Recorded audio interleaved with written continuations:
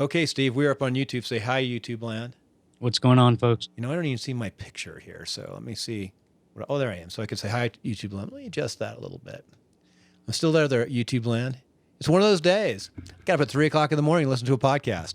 Yeah, I'm sorry you're feeling bad, man. You know what? That's one thing about podcasting. You have colds, you better have some backup shows. At least I have my voice. This is true. So, 1, 2, 3 minutes of silence. Welcome to Timelines of Success. This is the podcaster version, which I love. And there's a story behind that, Steve, which I may tell later. But today we have Steve Lee. Steve is a former Air Force buddy and retiree, which we're both retirees, from the Air Force. But we're still working. We still have businesses. And Steve is the founder and organizer of International Podcast Day. Steve has been on Timelines, but what we're going to do is we're going to jump right into International Podcast Day. Steve, tell us about International Podcast Day, what we need to do to spread the word. Let me give you a little background, Bill, if I may, and that is in 2013, I was in my vehicle and I was listening to the radio. Kind of funny, I was listening to the radio because I'm usually always listening to the podcast, but I wasn't. And I heard a commercial for National Senior Citizens Day. And I was thinking to myself, well, why don't we have a day for podcasting? I mean, that's kind of silly. So I started throwing around some ideas with some other podcasters. And in 2014, we actually launched the first National Podcast Day, which was a really great success. And in fact, we trended that day on Twitter as #1 for 14 straight hours. And that was one of the great achievements of National Podcast Day.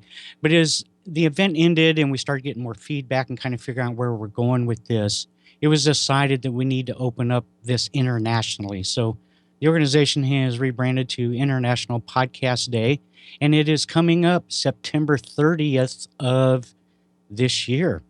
And we have a lot of new things planned.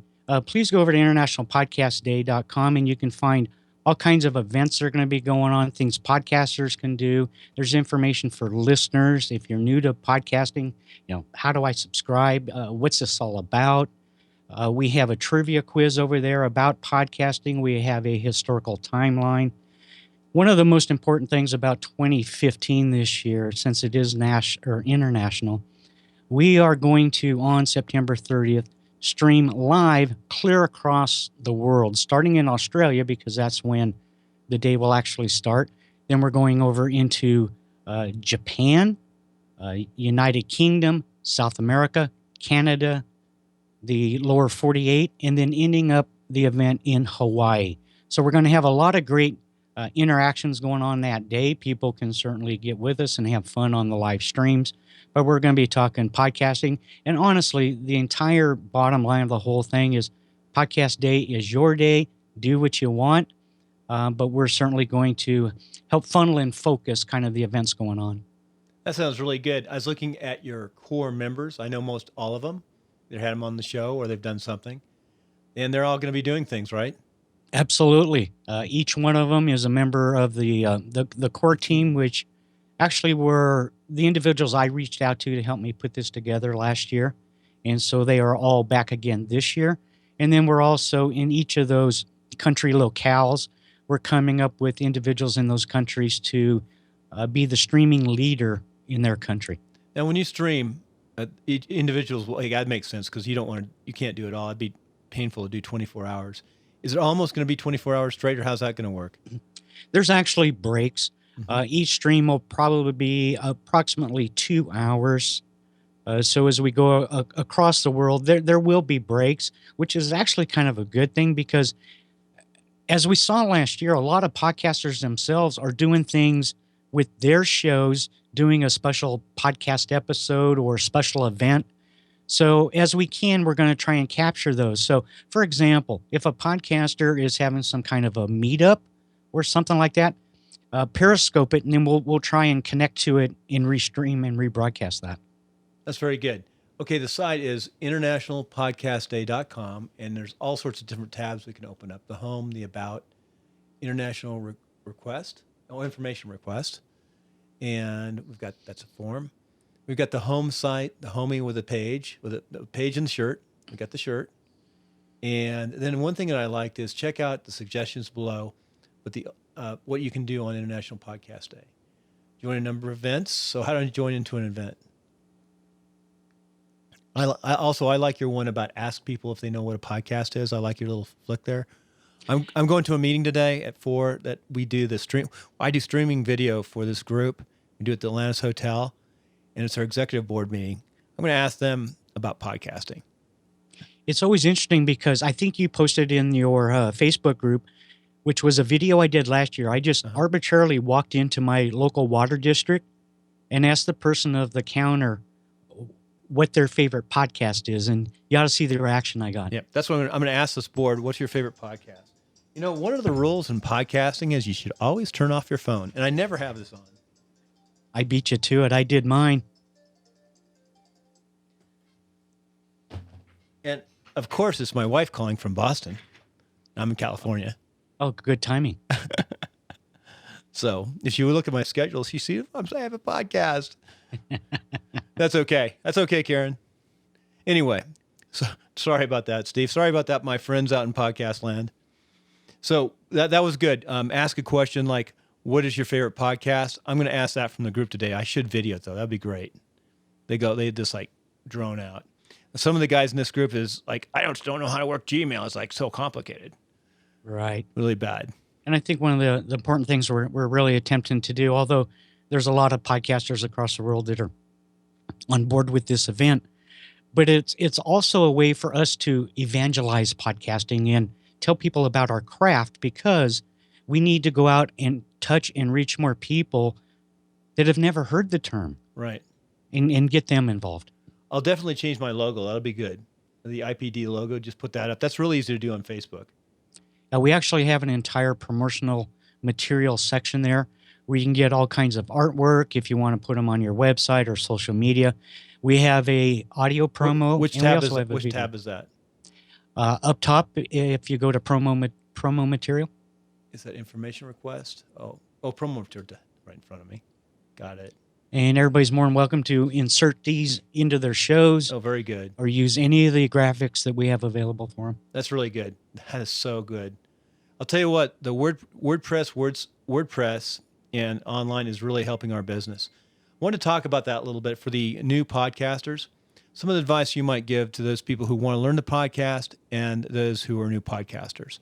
Let's go into that a little bit. This is really good. I'm definitely putting this promo up, but I've got some thoughts and I want to hear your thoughts. If you start, why would a person want to start podcasting? You know, it's a very interesting question because if you talked only a few short years ago, it was probably because somebody had a true passion about a topic. I think we have unfortunately kind of moved down the road where people are finding out about podcasting and they're trying to get into it for a different purpose. I'm not sure if it's for notoriety or in a lot of instances, people think they're just going to jump in for money. And I don't honestly know where the roots of this came from in terms of podcasting. You're going to make a lot of money. But I think the baseline when it comes to new podcasts is, number one, you have to have that passion. Number two, you have to be consistent. And number three, you have to be willing to open up. And for me, the open up part was very difficult and is actually part of the reason I started podcasting, because I have always been such a shy introvert, and this provided me an avenue to open up. But when we're talking about new podcasts, I think the one thing that happens is procrastination happens for such a long period of time that they finally give up. They continue to read that you need to do this and that, or, you know, get into Facebook groups or Google groups and read all this stuff that's going on. And unfortunately, I think for a lot of people, it scares them away because they want to be perfect going out the gate, and it's not going to happen. So the real thing is, you know, take a piece of paper and jot down your ideas, you know, what you can do. Mm-hmm. I think the real main point to jot down, though, is what are you going to be able to tell people? Not what you want to hear about yourself or what your topic is, but what valuable information you can pass on to potential listeners. That's right. So for those on YouTube, they're seeing me dying here from my cold. So I apologize, Steve, but that's all good information. One thing I would say in podcasting, I think there's a lot of reasons to get in. Actually, we talked about the commercial reasons to get in. There are a lot of businesses now starting to get in. I probably am one of the top podcasters in Reno because Reno's not really a podcasting town, unlike San Diego. And I bet you have the high desert really locked down.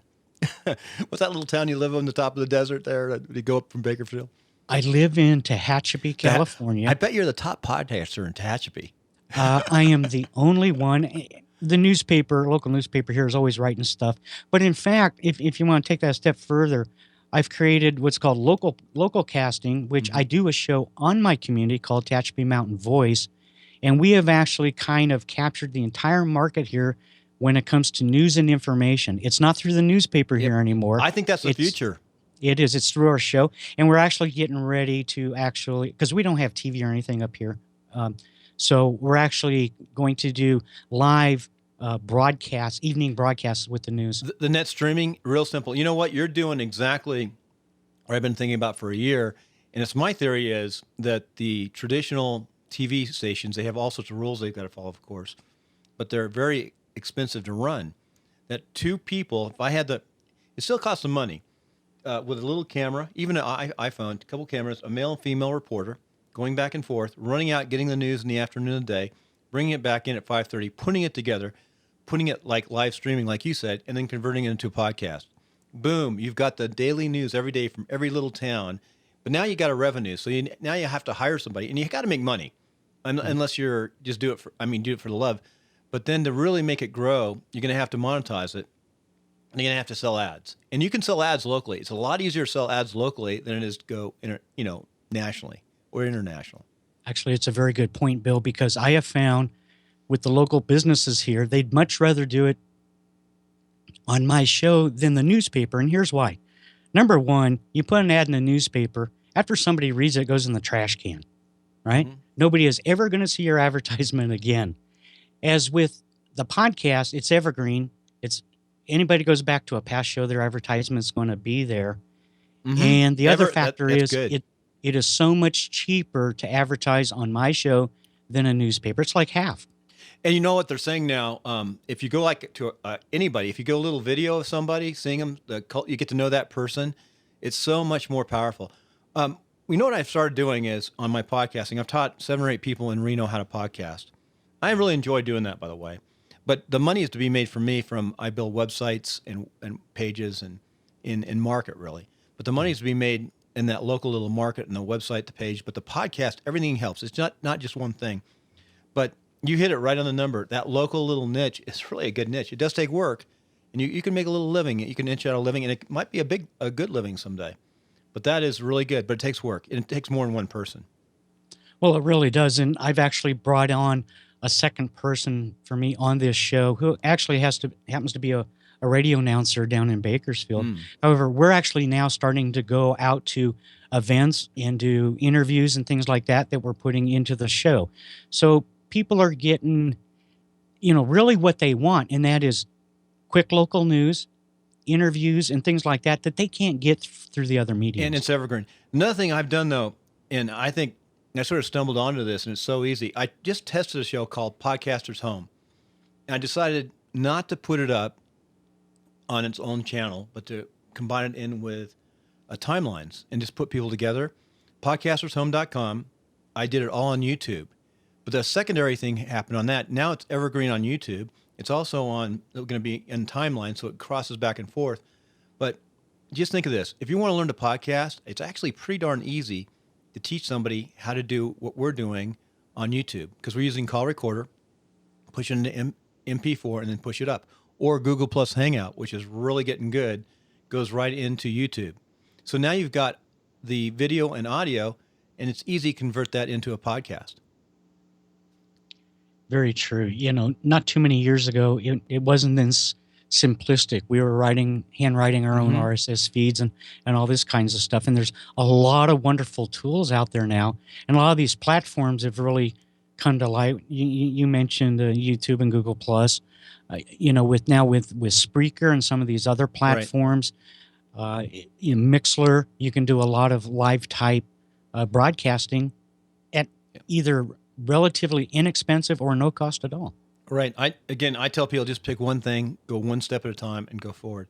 So International Podcast Day, tie it all together. It's definitely growing. I think it's definitely the wave of the future.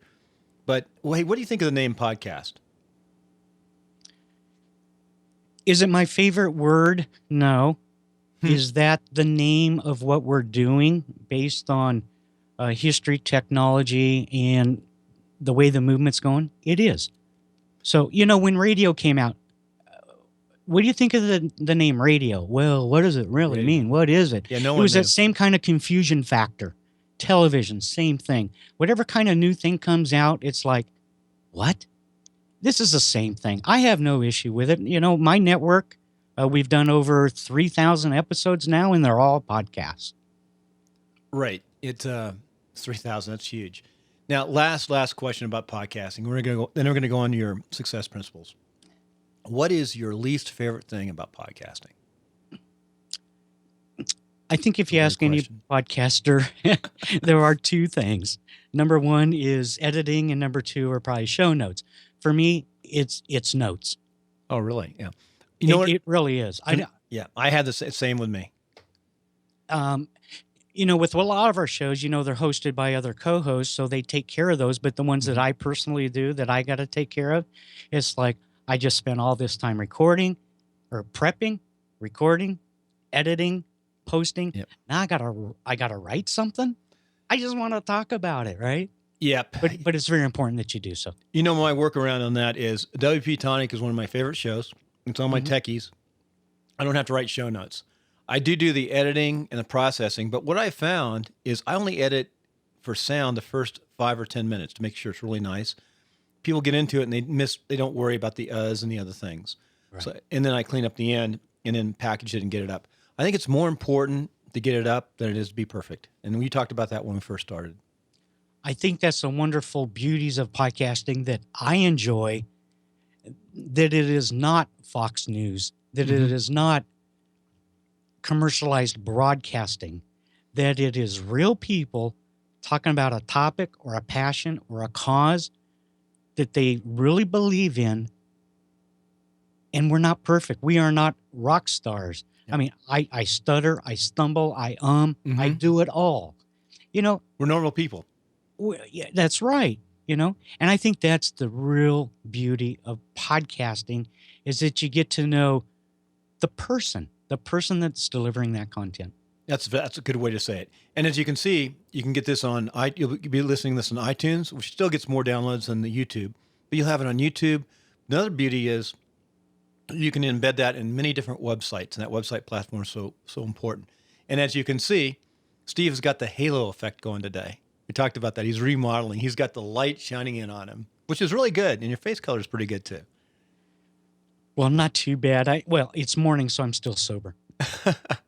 Okay, that's a good one to lead in. What are your success habits? Part 2, and we'll finish up. So let's list those 7 success habits. We just went over those. They're really good. Steve, you want to read those off, those 7, and we'll go back and talk about them? Don't explain I'd be very happy to. I would say be yourself. Take those small achievements as victories. Don't sweat the small stuff. Surround yourself with great individuals. Don't let tech get in the way. Family, and having fun. Having fun. Very good. So let's go back to be yourself. What's that mean? I think in this medium, we are starting to find a lot of people getting into the space that unfortunately are trying to copycat. And I think that's a false way to present yourself, your topic, your show. And you shouldn't be doing that, especially when it comes to podcasting. Podcasting, as we just talked about, is that individualism. And that is a key success factor to podcasting, or actually any business endeavor that you might be taking on. You have to be you. Sometimes being you can also be a detriment, depending how you present yourself. But I really think you can be yourself, but still present yourself in a great manner that is conducive to success. I want to talk about that a little bit. Now, when you start a podcast, being creative can be difficult. So I'm not necessarily opposed to someone using elements of somebody else's show to establish a show. There's different formats. But for example, my show is Timelines. And I like a lot of shows. I listen to a lot of podcasts. But it's very eclectic now. and because I never found my voice. It started out with I interviewed my uncle, who's a P-38 pilot, P-39, Guadalcanal. Great, still my favorite podcast, number one. And then I sort of learned and evolved through that. And that show is still up. Timelines is still my core show. But at times, I looked at other people's podcasts and I try to say, well, how can I improve by looking at that podcast or taking elements of that podcast? Mm. But I think eventually, as you mature in your process of podcasting, you will be yourself if you hang in with it. That's my I think thought. there, yeah, I totally agree. I think there's no problem in taking bits and pieces of what people are doing and work with those and kind of mold them into what you're doing. But I got to tell you, I have found a few shows where they actually almost try to imitate Yep. another personality. And that just doesn't fly. You shouldn't ask the exact same questions, but don't forget that most elements you learn this from the military or school, you do it in threes: intro, body, and conclusion. Or tell them what you're going to tell them, and then tell them what you told them. So that format, don't get that confused. That's a core format to use in any show. Not any show, but in some shows. But there's different elements. I don't get too hung up. Just, don't ask the exact same questions verbatim. That's not, you could change that.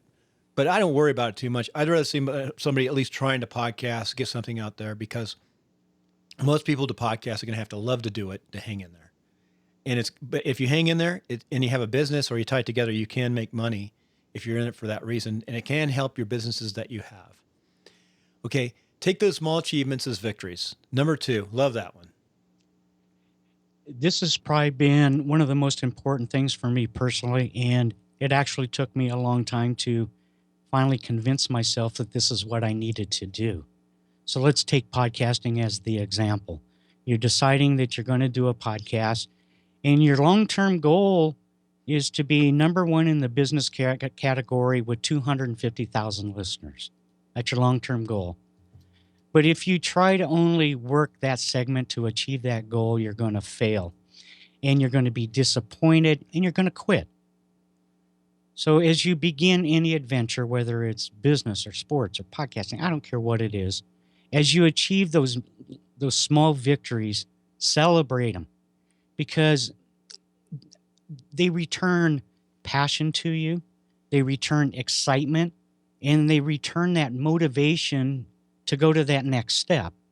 And without those incrementals, I think you're setting up yourself up for failure. And it is so much more fun to look at those incremental victories and to actually celebrate and go, yeah, I did it. Now let's move on. Right. Inch by inch, it's a cinch. Number 3, don't sweat the small stuff. Small stuff. It depends how you define small stuff. However, through all the businesses I'm involved with and in podcasting and all the other endeavors, there are things daily that creep up that can be a hindrance to you. If you have your sights set on those on those smaller goals, then you're going to find these smaller things can really impact or really prevent you from getting to that point. And you don't want to do that. I think we all want to be forthwith in, making sure all the I's are dotted and the T's are crossed. But unfortunately, I don't think us as a single individual have that total capacity to be able to do that. Now, I'm not saying don't let mistakes go by, but I think there are a lot of things that creep up in our daily lives, our daily businesses, that, yeah, we'll get to them. They're not an emergency of such a fire that we need to take immediate action and take our mind off what we're currently pursuing. Very good. Surround yourself with great individuals. I think a lot of times we think to ourselves, I'm capable. I can do this. I'm the master of this. If you look at any highly successful individual, they have surrounded themselves with great people in different capacities and different genres. They could be friends, they could be personal business partners, whatever the case may be, that you can bounce ideas off people. You can, have Q&A sessions, or you can just have that pat on the back or that hug that you might need. that get you over something. Uh, if you try to do anything in a hole, the only thing that's going to happen is that dirt is going to cover up the hole and you're going to suffocate. So surround yourself with great people. Right. Coming out of the Air Force, you didn't always have that choice. You had to work with who you had. That's correct. It's kind of an interesting environment where you go both directions. Hey, It is go ahead. a different dynamic. Although with that said, I also don't think you have the camaraderie in the civilian and business world as you do like in the military. Well, even the military, you select your friends. You do. And what's really neat is you evolve. When you're a young airman, your airman buddies evolve with you. You climb up and you stay in contact. I really am a big believer in the military. At least do one tour to get that experience. But it also makes you realize when you get out that you now have more choice, that you can choose who you want to work with for the most part. But yeah, the other thing too is, you can still pick your friends in the military. You don't have to go drink beer with everybody, right? That's right. That's right. It goes back to number one, be yourself. Be yourself. Don't let tech get in the way. Number 5.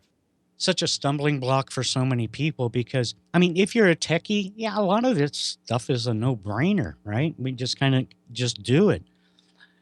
But you also got to remember, and we'll confine this to podcasting, that there are podcasters in many various genres that don't have a clue. They don't even sometimes know how to turn on their phone. So if you're deciding to get into true. Yeah, exactly. That's so true. So don't let that tech get in the way because there are systems and there are people to help, whether it's in a community, whether it's a personal contact, or whether it's a paid service. Because no matter where your level is, don't let it bother you because there's an avenue. Don't let it stop you from either starting or progressing because there are methods to assist.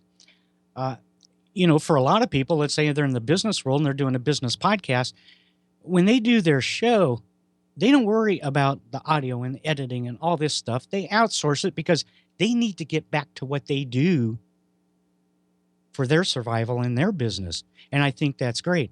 So if it comes down to the tech and that's a stumbling block, don't worry. Yeah, you've been around radio folks and personalities. And some of these top radio folks, they can't flip a switch. They have to have a sound engineer do everything for them. But they're so well known that they transition into podcast and do really well. But they have help. A lot of these sound engineers, by the way, are learning how to podcast in the radio stations. They have to. The writing's on the wall. Yep, they have to. That's the future. And then finally, and this is really good, number 6, actually I have 2 more. Number 6, family. I know Steve's been married for 40 years, and he's done that while being in the Air Force and in the private sector. That's a good achievement. Well, thank you. And this is actually one of my points because I think it's very important. I work like a dog around the clock. However, there is time that you must make available for family and friends. And as you just mentioned, I just celebrated my 40th wedding anniversary this past Sunday. We went to Las Vegas and had a really wonderful time. And it was great to actually get away for a few days. I didn't take my laptop. All I had was my phone. It almost killed me. But when I look back at it, it was the most important thing I could have done. And you weren't going there was no convention? No. I went there to have fun. I haven't done that in Las Vegas for 20 some odd years. I'm always going there for something. Well, it was great. I didn't have to worry about shows and meeting people. We went to shows, we went to dinner, we did a lot of things. And it was very nice to, I guess I'm going to say almost reconnect with my wife. And that's kind of sad. And that's why I put it in here because you can't let anniversaries or time or whatever make that differential for you. It needs to be a constant, consistent thing. Right. And family is so important, especially if you're podcasting. You have to have that support. I know it's funny. You isolate yourself a little bit because you're in that studio a lot. You're working, you're creating, and your family gets used to it. But you've got to take that time for family, and family is so important. It is. Very good. And number 7, and I think this is a great one. When we first were talking about this pre-show, it was like drink beer, but Steve said, no, we're having fun. Right. Yeah, if you look at Ben Franklin, he'd say drink beer. That's his fun. Absolutely. And I guess that's because that's my thing. When I'm done with the day, I like to have maybe a couple beers and have some fun. Right. And this is like part of the thing in the military, right? It's a military cup too. It totally is. The It totally is. coffee in the morning, beer at night. And you can actually insert any words you want there. Yeah. But the bottom line and the factor is whether it's your work, your business, whatever the case may be, your family, have fun.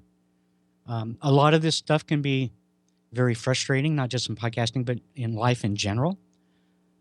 But let's ensure we take the opportunity to laugh, to have fun, and just to celebrate life. Well said, Steve. Those are really good life principles, success principles. Really, they're life principles. They can apply to anything. They can apply to podcasting or whatever they might be. And we know we're all ready for International Podcast Day. This is going to be up in a few days. We're going to push this forward, this podcast. I actually have 20 in front of yours, but we're going to push this one up and get this one in the track. How do we contact you?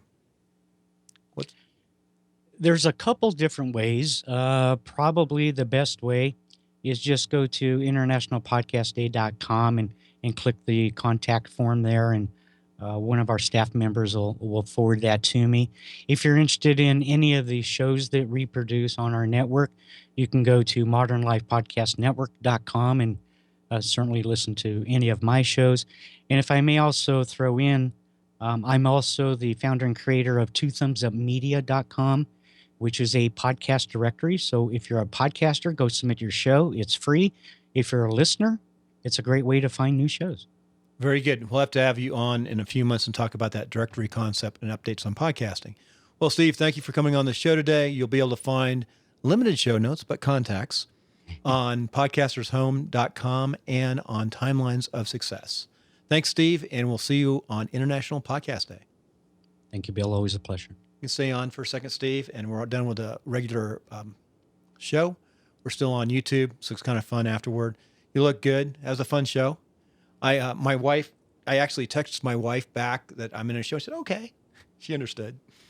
See, that's about that family concept. And you know what's really bad is in the Air Force, you and I had checklists, and we had to use our checklists. We lived by them. I'm so bad about using checklists. I just still do it by memory.